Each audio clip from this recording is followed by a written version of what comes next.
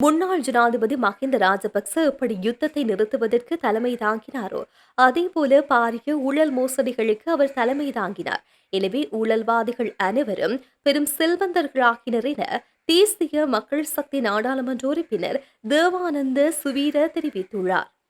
கொழும்பில் இடம்பெற்ற ஊடகவியலாளர் சந்திப்பொன்றின் போது அவர் மேற்கண்டவாறு குறிப்பிட்டார். தொடர்ந்தும் தெரிவிக்கையில், முன்னாள் ஜனாதிபதிகளின் வரப்பிரசாதங்களை நீக்கும் சட்டமூலத்திற்கு பொதுமக்களிடத்தில் நல்ல வரவேற்பே காணப்படுகின்றது. எதிர்காலத்தில் தற்போதைய ஜனாதிபதி அன்றுகுமார திசாநாயக்கவுக்கு இதுவே பொருந்தும்.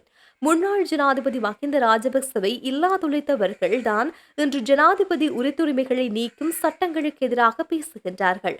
முன்னாள் ஜனாதிபதிகளான சந்திரிகா பண்டார்நாயக்க குமாரதுங்க, மைத்ரிபால சிறிசேன ஆகியோர் அரசு உத்தியோகபூர்வ இல்லத்தை விட்டு வெளியேறினார்கள். அவர்கள் ஆதரவாளர்களை அழைத்து ஊடக கண்காட்சி நடத்தவில்லை. ஏனெனில் அவர்களுக்கு எதிர்கால அரசியல்களுக்கான எவ்வித தேவையும் கிடையாது.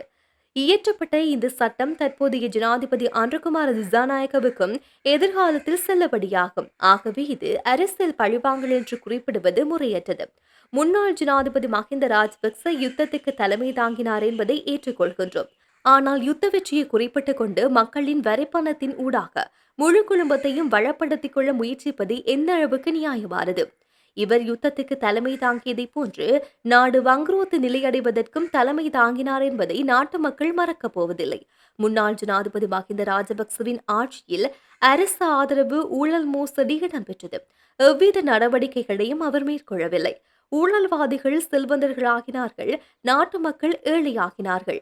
நாடு வங்குரோத்து நிலையடைவதற்கு ராஜபக்சர்கள் பொறுப்பு கூற வேண்டும் என்றும் உயர்நீதிமன்றம் தீர்ப்பளித்துள்ளது என்பதை ஒருபோதும் மறக்கக்கூடாது என்று வலியுறுத்தியுள்ளார்.